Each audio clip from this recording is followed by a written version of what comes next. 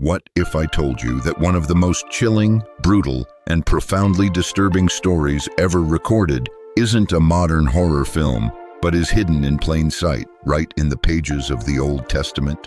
This is a story so raw, so shocking, that for centuries it has been glossed over, sanitized, or simply ignored on Sunday mornings. It's a passage that many leaders and scholars quietly agree to skip, because its contents are not just violent. They hold up a mirror to the darkest capabilities of the human heart when it is untethered from God. Tonight on our channel, we are not going to skip it. We are going to venture into the shadows of the Book of Judges, into a narrative so dark it has been effectively censored by silence. What if the unvarnished truth of this biblical account holds the key to understanding something far greater about God's plan, even in the midst of absolute chaos? What if the horror of this story is not just a relic of the past, but a dire warning for our world right now? I promise you, by the end of our journey together tonight, you will never see this part of the Bible, and perhaps even the nature of sin and grace, in the same way again. The ending will reveal a layer of divine purpose that is almost impossible to see at first glance. But before we unseal these ancient, unsettling pages, I want to connect with all of you who are joining me on this deep dive. Do me a favor, drop a comment below and let me know where in the world you're listening from and what time it is for you. It's a powerful reminder that while we explore this dark chapter, we are a global community, connected in this moment, seeking truth together. Where are you and what time is it? Let me know, and then let's begin. The Bible opens a cold, stark door for us in the 19th chapter of Judges, plunging us immediately into an era of moral freefall. The opening verse sets a haunting stage. In those days, Israel had no king. This simple statement is not merely a political observation, it is a spiritual diagnosis.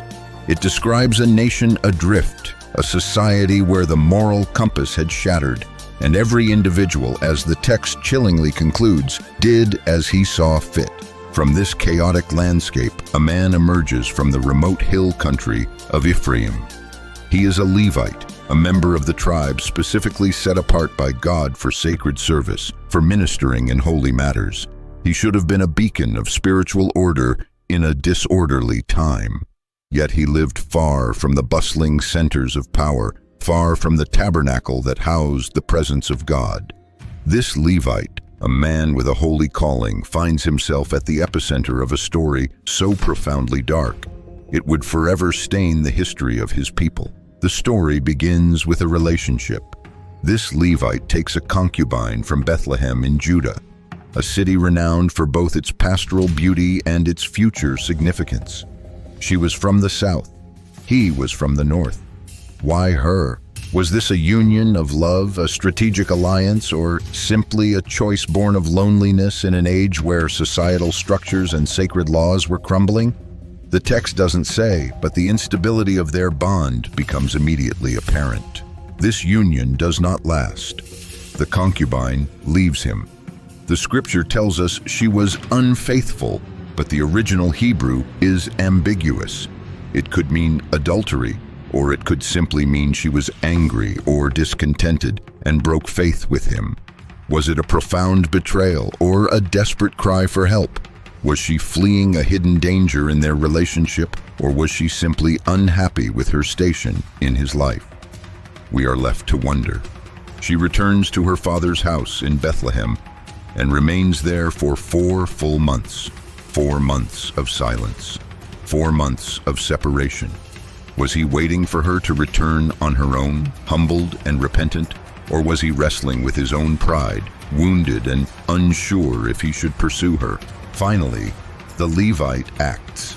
He sets out from Ephraim, traveling to the southern hills of Judah. He doesn't send a messenger. He goes himself, a personal appeal. He arrives in Bethlehem, and instead of a confrontation, he is met with an almost unnerving warmth. The woman's father welcomes him with an open heart, an eagerness that borders on desperation. For 5 consecutive days, the Levite attempts to leave, to take his concubine and return to his home, but each time her father prevails upon him to stay. Just one more night, he insists, again and again, and each time the Levite relents. Why was the father so insistent? Was it simply a grand display of hospitality, a custom held sacred in their culture? Or was there something more, a deeper fear that he was trying to delay? Was there a danger lurking on the roads, a terror that stalked the night which he was desperate for them to avoid? After nearly a week of these delays, the Levite finally puts his foot down. Respectfully but firmly, he declares that it is time to go. No more waiting, no more postponements. He gathers his concubine, his servant, and his donkeys, and begins the long journey home. But what they did not know, what the reader feels like a storm gathering just over the horizon, is that this decision, this moment of departure, would lead them straight into the jaws of a night of unimaginable horror. Why didn't he leave sooner? Why didn't he listen to the father's pleas and wait one more night? What if the timing itself was the test all along? The next steps they take will not just alter their lives, they will expose the fractured soul of a nation. What awaits them on the road ahead is not simple misfortune. It is a mirror reflecting what happens when a society strays too far from the protective covering of God. And so they walked on, oblivious, into the approaching twilight, unaware of what awaited them just over the next hill. The journey continued, and the sun began to bleed across the horizon, painting the sky in hues of orange and purple before surrendering to the encroaching darkness. The Levite, with his concubine and young servant, made their way northward, leaving Bethlehem behind and heading toward the hill country of Ephraim. The road was long and winding, and the daylight was fading fast. As they drew near the city of Gibeah, a place that would one day be known as Jerusalem, the servant turned to his master, his voice edged with a practical urgency. "Please," he suggested, "the day is nearly gone. Let us turn aside here and spend the night in this city of the Jebusites." It was a logical suggestion. Gibeah was a fortified city, a place of shelter. But the Levite's response was firm, rooted in a principle that would prove tragically ironic. "No," he said, "we will not turn aside into a city of foreigners who are not Israelites. We will not stop in a place that does not share our covenant." His answer reveals something deeper than a simple travel preference. It speaks of a spiritual boundary. He felt safer, more secure among his own people, the children of Israel. Perhaps it wasn't just a fear of the foreign, but a fear of being spiritually unprotected there. Was it religious caution, or was it a premonition of a danger he could feel but not yet name? The servant tried again. "What about Gibeah or Ramah? Surely we can reach one of them before it is too late." The Levite agreed, and so they pressed on, deeper into the gathering shadows, the sound of their donkeys' hooves echoing against the stones as dusk gave way to night. Finally, they arrived in Gibeah, a town belonging to the tribe of Benjamin. They entered the city square, weary from the road, and began to look for a place of lodging. But to their astonishment, and then to their growing alarm, no one offered them shelter. Not a single door opened. This was Israel, a land where hospitality wasn't just a custom, it was a sacred command, a covenantal duty. To welcome the traveler was to honor God himself. So why did no one in Gibeah, a town of their own kinsmen, extend a hand? Were they too afraid, too apathetic, or was something far more sinister lurking behind those closed doors?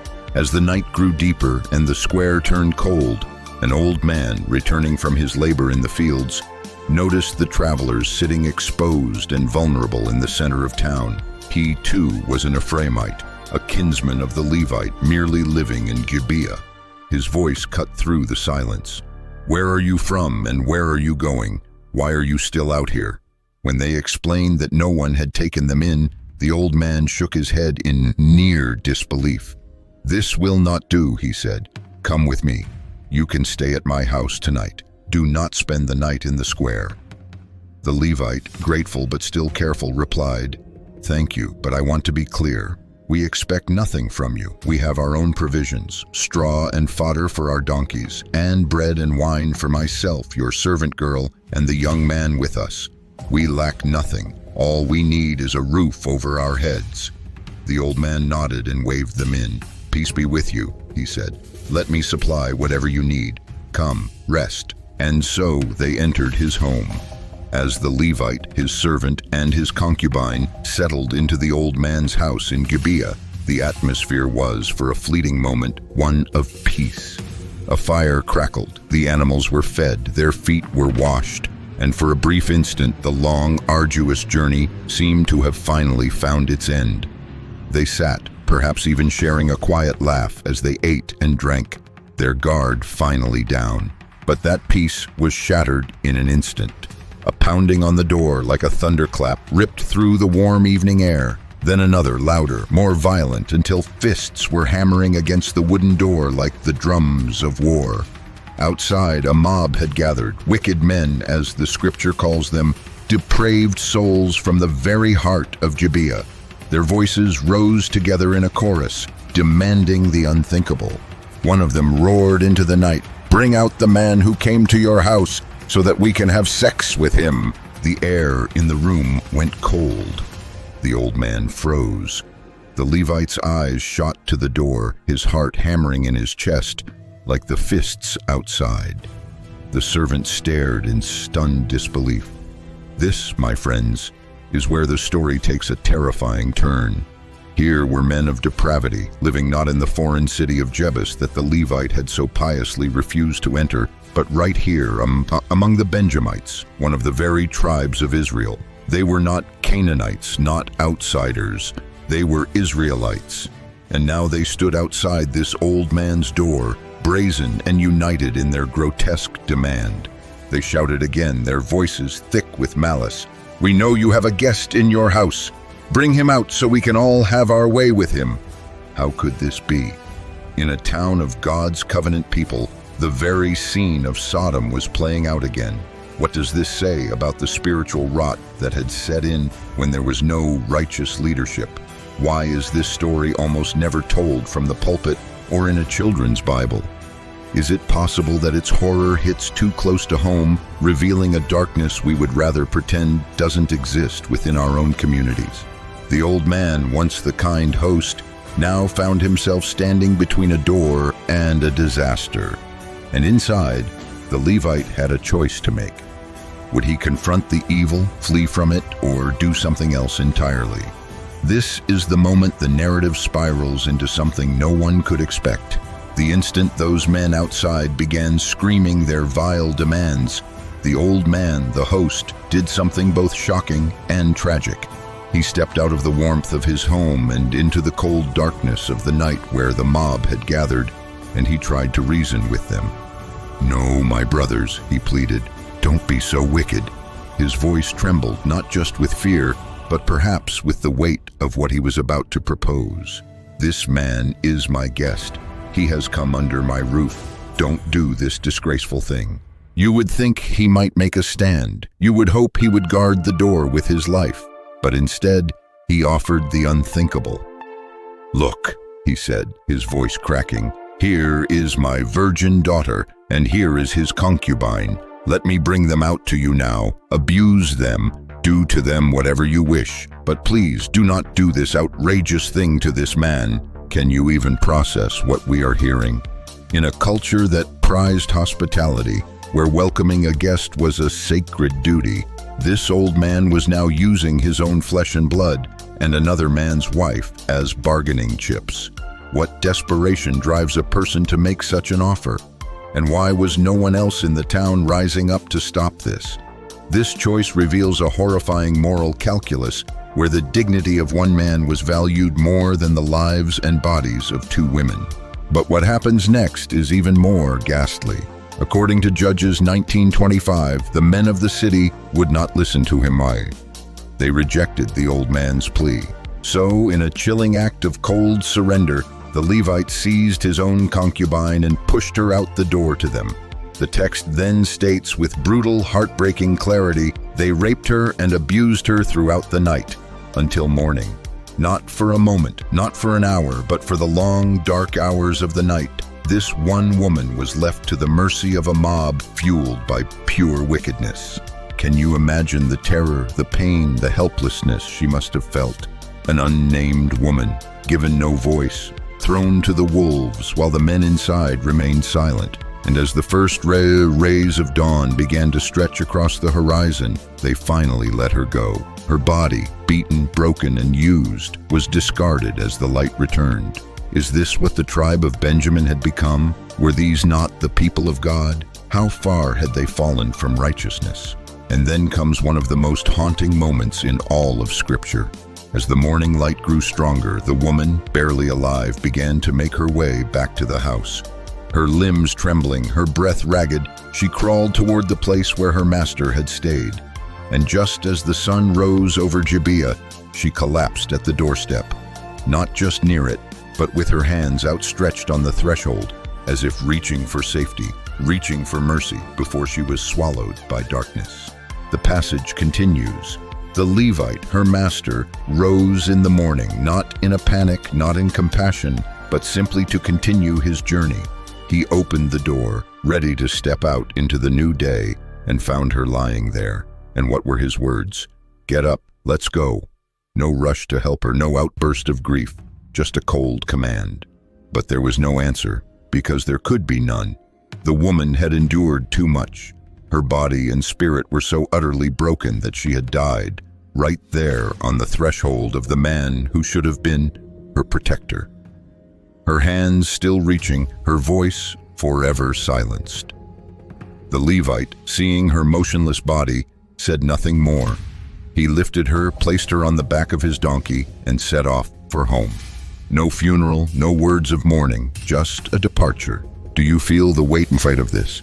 Do you see why this chapter is so often avoided, skipped, even censored by omission? Yet it stands in the Word of God, a mirror to human depravity and a cry for justice that echoes through the ages. What happens next is so profoundly disturbing, so tragic and horrifying, that even the Bible records it with a grave solemnity. After the Levite returned to his home, carrying the lifeless body of his concubine on the back of his donkey, one might have expected a scene of mourning. One might have expected wailing, repentance, or at the very least, a burial. But what he did instead is an act that has echoed in silence through the centuries. The passage tells us plainly, when he reached home, he took a knife. Then, taking the body of the woman who had died after a night of torment, the Levite dismembered her, limb by limb, into 12 pieces. This was not an act of frantic madness, but of methodical purpose. He cut her body apart and then sent each severed piece to one of the 12 tribes of Israel. Try to imagine receiving such a message. Not a letter written in ink, but a declaration written in blood. A horrific package delivered to your doorstep containing a piece of human flesh, perhaps accompanied by a note telling the story of what had happened in Gibeah, of what the men of Benjamin, one of their own tribes, had done to a defenseless woman, of how they had abused her to death, of how no one had come to her rescue. What kind of grief, what kind of rage drives a man to do this? Was this justice? Was it fury? Was it a desperate scream intended to awaken a nation that had fallen asleep in its own wickedness? The text says that everyone who saw it was shocked and horrified, and they declared in unison, "Such a thing has never been seen or done, not since the day the Israelites came up out of Egypt until this day." Think about it, consider it, and speak up. Do you hear the gravity in those words? This was not just another tragedy. This was a national reckoning. The people of Israel who had survived Egyptian slavery, wandered the desert and entered the promised land, had never seen anything so unspeakable. Never had one of their own tribes been the source of such an abomination. Never had justice been demanded through such a gruesome sign. Can you imagine being one of the elders of a tribe, opening that message, holding the bloody piece of a woman's body in your hands? Could you remain silent after seeing that? Could you turn away and pretend it hadn't happened? It was undeniable. The act was both symbolic and profound. 12 pieces for 12 tribes. It was a call not just to remember what happened, but to respond, to act, to confront the darkness that had grown not in the camps of a foreign enemy, but within their own borders. The Levite didn't just send a message. He forced Israel to look at what it had become. He held up a blood-soaked mirror. What would they do now? How would the nation respond to such a horror that came not from the outside, but from within their own family? And more hauntingly, what are we to do with it? This is where the story spills over into the next chapters, into consequences that are as devastating as the crime itself. But before we rush forward, let us pause here. This is the moment where we must begin to reflect, because what we have just witnessed is not just a dark chapter in Israel's history. It is a mirror for us, for our communities, and for our own hearts. The first, and perhaps most urgent, lesson that bleeds from the pages of Judges 19 is this: where there is no accountability, the human heart will wander into darkness. Let's go back to the very first verse of the chapter. In those days when Israel had no king. That single sentence sets the tone for everything that follows. It's not just describing the nation's politics, it's revealing its spiritual atmosphere. No king meant no central leadership, no unifying moral authority, no sacred structure holding the people accountable. And when there is no authority, no fear of judgment, no one to answer to, what happens? People begin to live by their own rules. Now, consider yourself when no one is watching. When there is no one to check your decisions, when you feel free to do whatever you want without consequence, what choices are you tempted to make? The truth is, accountability is like a guardrail that keeps us from driving off the cliff of our own worst impulses. Without it, even the most well-intentioned person can drift into confusion, compromise, and sin. Israel had laws, yes, but they were no longer revered. They had lost their weight. They had commandments, but they had become mere suggestions. And when people no longer fear the consequences of evil, evil becomes inevitable. This is precisely what was happening in Israel. Without a king, without leadership, and without spiritual order, the nation descended into moral chaos. People began to do what was right in their own eyes, not in God's eyes. Are we really surprised that something as unthinkable as what happened in Gibeah could occur? That a mob of men could abuse a woman to death while the rest of the town remained silent? That a Levite could offer her up, dismember her body, and send it across the land as a desperate call for justice? Do you think any of them ever imagined they would go that far? The terrifying part is they probably didn't. That's how sin works. It starts small. It begins with a compromise, with turning a blind eye, with believing that just this once won't lead to anything worse. But slowly, the line between right and wrong blurs, and without accountability, people become numb. Entire communities begin to rot from the inside out. We often think of evil arriving like a thunderstorm, but most of the time, it creeps in like a fog. So let me ask you this: who are you accountable to? Who in your life has the permission to correct you, to challenge you, to call you out when you are drifting? Are there guardrails in place, or are you living like Israel? No king, no voice of truth, no check on your desires. This chapter is a stark reminder that a lack of accountability leads to the breakdown of the very fabric of families and nations. And when the structure breaks, chaos follows. Before we rush on to the aftermath in chapters 20 and 21, let's sit for a moment and let the weight of this first lesson sink in. Because sometimes the first step toward restoration isn't action, it's conviction. The second lesson that emerges from this dark narrative is one that speaks directly to the heart of how we view one another and how we view ourselves. It is this: we must treat every human being as an image bearer of God. In the heat of that tragic moment in Gibeah, the old man stepped outside to confront the mob. His words were meant to be protective, but his logic revealed something profoundly broken. He pleaded, "Don't do this wicked thing to this man, my guest." But then, in the very next breath, he offered up his own virgin daughter and the Levite's concubine. "Take them," he said. "Do what you want with them." Do you see the profound imbalance in his thinking? The dignity of one man was valued more than the lives of two women. To him, their worth was less. Their pain was somehow more acceptable. Why? Because of their gender, because of their status, because of fear. In that moment, these women were not seen as sacred. They were seen as shields, as objects, as expendable. But the Bible is clear from the very beginning. In Genesis 1:27 it says, "So God created mankind in his own image. In the image of God he created them. Male and female he created them." Both man and woman are created in God's image. Both carry within them a divine value. And when we forget that, we begin to justify the unthinkable. This lesson is not confined to ancient Gibeah. It touches on something very real and present in our world today, especially in the quiet places where no one is looking. If you have ever found yourself drawn to images or videos online that you know you shouldn't be looking at, this is not just an issue of personal discipline. It is an issue of spiritual perspective. What if, instead of seeing the person on the screen as a body, you saw them as a soul? What if you remembered that she is someone's daughter, someone's sister? What if you asked yourself, would I want someone looking at my daughter this way? We live in a culture that thrives on detachment, where people consume images of women or men without a single thought for the human being behind them. But every face, every body, every pair of eyes you see on a screen bears the fingerprint of God. How do we change? It starts with vision.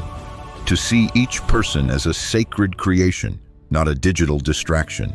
To see the person on the screen as someone Christ died for, someone of infinite value in the eyes of heaven.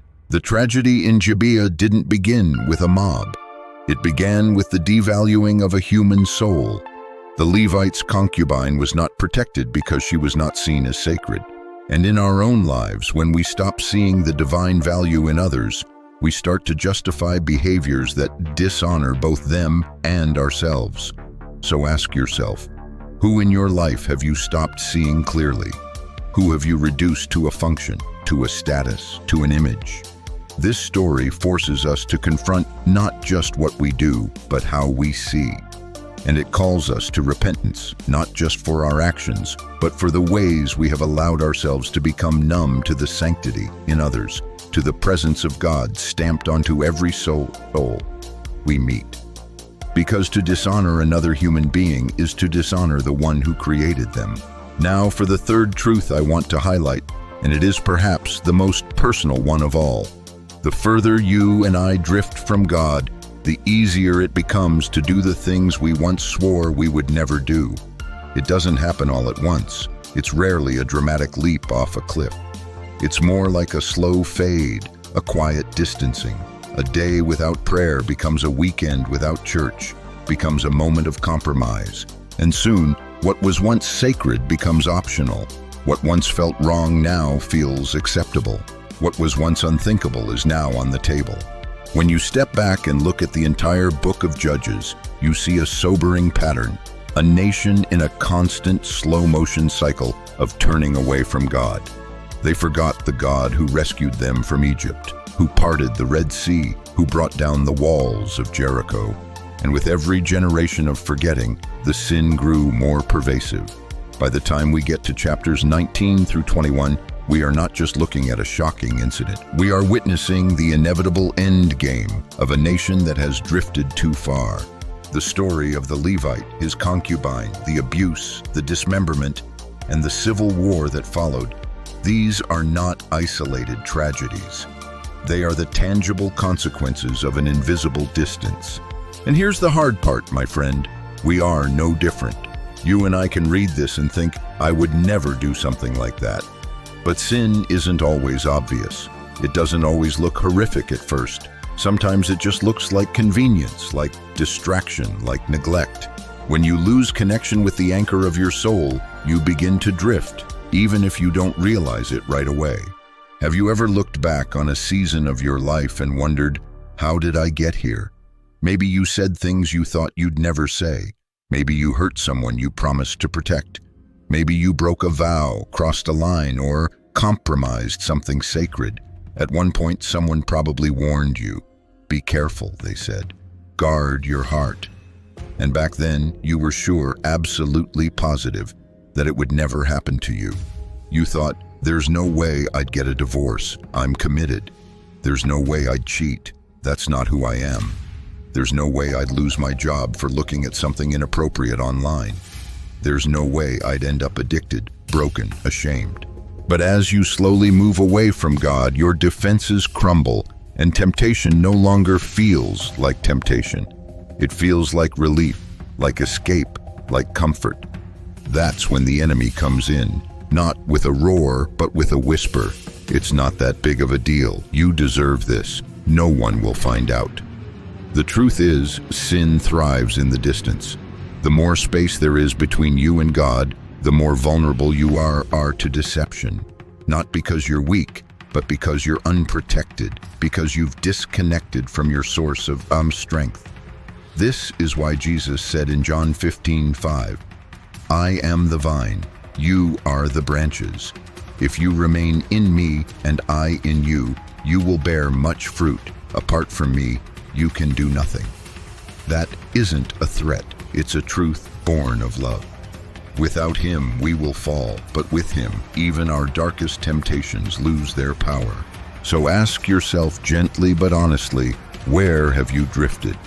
What part of your life has grown quiet to the voice of God? You don't have to stay there, because the same God who watched Israel drift away is the same God who would later send a rescuer to call us home, not in pieces, but whole. Now this is what makes this story even more heartbreaking.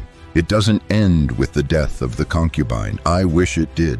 I wish the tragedy had reached its peak in chapter 19. But in reality, what happens next reveals just how far the consequences of sin can ripple out. Not just for an individual, but for entire nations. In Judges chapter 20, the nation of Israel plunges into a brutal civil war.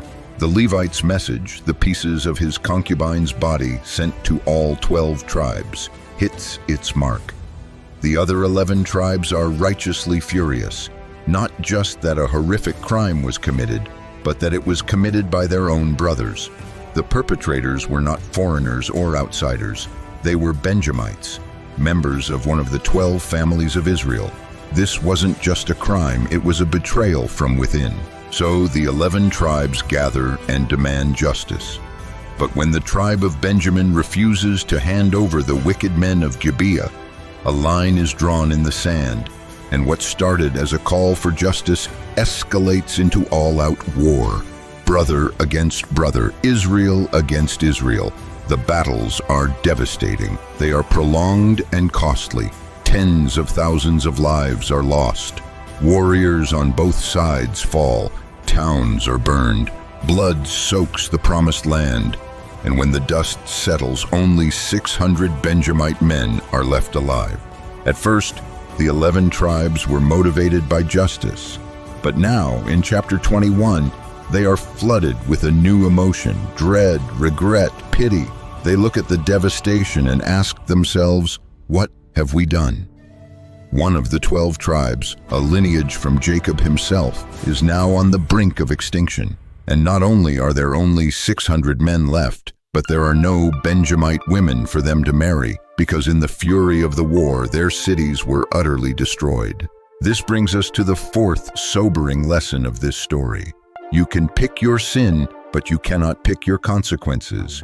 What the Benjamites did was vile. What the men of Gibeah did was unforgivable. But what the other tribes chose to do in response, to wage a war that decimated the tribe, also came with its own weight. In their pursuit of justice, they made decisions that created another layer of pain. And now both sides were living in the shadow of those choices. You see, sin multiplies, and its ripple effects are rarely clean or predictable. It's the same for us. You and I have the freedom to choose. God gives us free will. But what we don't get to control are the consequences that flow from those choices. One act of lust can shatter a marriage. One moment of compromise can cost a reputation. One lie can unleash a chain of damage you never intended. And once it's done, there's no going back. What happens next in Israel is a painful attempt to fix what has been broken. The 11 tribes decide they must find wives for the 600 remaining Benjamite men, so they turn their attention to a nearby clan, Jabesh-Gilead, and they slaughter every man and married woman there, leaving only 400 unmarried women alive. These women are then captured and given to 400 of the 600 Benjamite men. But now they have another problem: simple math. There are still 200 Benjamite men without wives. And this is where things take another dark turn. Instead of acknowledging the mess they've made or seeking God's guidance, the leaders of Israel devise another workaround. They remember that they had taken an oath not to give their own daughters in marriage to the Benjamites. But they reason, if the daughters are taken by force, then technically we didn't give them. And so they devise a loophole that reeks of human logic, not divine wisdom. They send a message to the tribe of Benjamin and say, "A festival is coming. Some of our daughters will be dancing in celebration. If you lie in wait and kidnap them while they are dancing, we will not interfere. We will look the other way and say nothing, because we will not have broken our oath. You took them." And that is exactly what happened. In one of the most chilling scenes of forced marriage in the Bible, 200 young women are abducted from a joyful celebration and carried off to be wives. Not by courtship, not by covenant, but by force. How did Israel get here? How did the chosen people, the descendants of Abraham, the ones who crossed the Red Sea and received the law at Sinai, fall to this level of moral depravity? One bad decision, one moment of compromise, one refusal to deal with sin at its root. That's all it took. And just like that, pain led to more pain. Violence led to more violence. Human solutions led to deeper brokenness. And at every stage, people were hurt, physically, emotionally, and spiritually. What started with the abuse of one woman ended in a national crisis. And at every turn, men were trying to solve spiritual problems with human strategies. But without God, nothing ever comes out right. I know this is a shocking story. It's intense, it's tragic, it's jarring, and frankly, it's one of the most difficult passages in the entire Bible to process. I've done my best to summarize the events without glossing over their gravity. But if there's one thing I hope you're seeing through all of this, it is this truth. One bad decision usually leads to another, and the consequences of our choices don't just affect us. They ripple out and impact the lives of many. When you go back and trace every step of this narrative, from the Levite's concubine to the war with Benjamin and the kidnapped women at the festival, you see a devastating pattern. A single act of wrongdoing, a single moment of compromise, can set off a chain reaction that is impossible to stop. Look at how many lives were ruined because of a handful of decisions. The men of Gibeah certainly deserved to be punished for their wickedness. But not everyone in the tribe was guilty. Yet thousands of Benjamites died. Innocent families were shattered. Entire cities were destroyed. And what about the people of Jabesh-Gilead? They weren't even directly involved. Yet they were attacked by the other tribes for not joining the battle. Men were killed, women were taken, and then there were the young girls dancing joyfully at a festival with no idea that they were about to be abducted and forced into marriage with men they had never met. No choice, no voice, just acceptance. Do you see how sin rarely stays contained? A single selfish act can impact the lives of people who had nothing to do with it. A private decision can cause public devastation. A personal failure can become a national crisis. And this is the sobering truth. You can pick your sin, but you can't pick the consequences. But even with all this pain, even with all this brokenness, even with all the chaos that unfolds, there is something remarkable woven into the end of the story. And it leads us to our fifth and final lesson. God still provides grace even after our worst and most destructive decisions. The book of Judges ends not with the annihilation of Benjamin, but with its restoration. The 600 surviving men returned to their inheritance. The cities of Benjamin were rebuilt. Families started again. Life went on despite everything that had happened. The tribe was not erased. God made room for rebuilding. He allowed grace to breathe where blood had been spilled. But this grace did not erase the consequences. It did not dim the scars. It did not bring the dead back to life. It did not return the stolen innocence of the women. And that is the tension we live in. God's mercy does not cancel out justice, but it does offer a future beyond our failures. And then comes the final verse of the book of Judges, a verse that sums up not just a chapter, but the entire book. The Bible says, "In those days Israel had no king. Everyone did as he saw fit." Judges 21:25. That statement is a window into the heart of the people. No divine leadership, no reverence, no structure, just personal opinion masquerading as ultimate truth.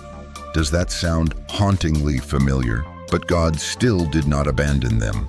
My friend, you may be listening to this and feeling like your own story has gone off the rails. Maybe you've made choices you regret. Maybe your decisions have hurt others or left you with a shame too deep for words. But here is the encouragement. God's grace is still available. He doesn't erase the truth of what happened, but He will walk with you through it. He rebuilds what was destroyed. He redeems what was broken. So if there is one thing you take away from this journey through Judges, let it be this. Your decisions matter. They have echoes. They impact others in ways you may never fully see. But even when you have reached the end of yourself, God is not done with you. The same God who restored Benjamin can restore you. The same God who allowed a nation to be rebuilt can make a new beginning with you. But the question is, will you let Him lead, or will you continue to do what seems right in your own eyes? That is the question Judges leaves in our hearts. And it is a question that only you can answer. This story from Judges chapters 19 through 21 is not just shocking, it is sacred. It is not just disturbing, it is revealing. And it's not just about the people of Israel long ago, it is about us, about the danger of drift, about the cost of compromise, about what happens when a nation or a soul lives without a king. We've seen what happens when people stop seeing each other as image bearers of God. We've seen the ripple effects of unaccountable leadership, unchecked sin, and unrepentant decisions. We've seen how the failure of one man led to the civil war of a nation, and how justice, when carried out without God's guidance, can curdle into its own form of tragedy. But perhaps most importantly, we have seen that even in the wreckage, God leaves room for mercy. The tribe of Benjamin could have been erased from history, but grace made a way for rebuilding. The heritage was restored. Life, though scarred, continued. So what does that leave us with? It leaves us with a question. Are we living with God as our King, or are we doing what is right in our own eyes? Because that is how the book ends. In those days, Israel had no king. Everyone did what was right in his own eyes. That's not just a description of the past. It is a mirror for today. And now I invite you to reflect. Where have you been drifting? What decisions are you making that might have wider ripples than you think? If this message has touched your heart today, I want to encourage you. Don't just move on. Sit with it. Share it. Let it challenge you. And if you believe that others need to hear this truth as well, then I ask you to like this video, subscribe to our channel, and share this message with someone who might need the reminder that God's grace is available, even in the middle of their mess. And if you feel led to support this mission of bringing these deep truths to light, you can do so through the Super Thanks feature. But whether you give or not, thank you sincerely for being here, for listening, and for walking this journey with me. May God bless you. May He guide you. And may we never again live without our King.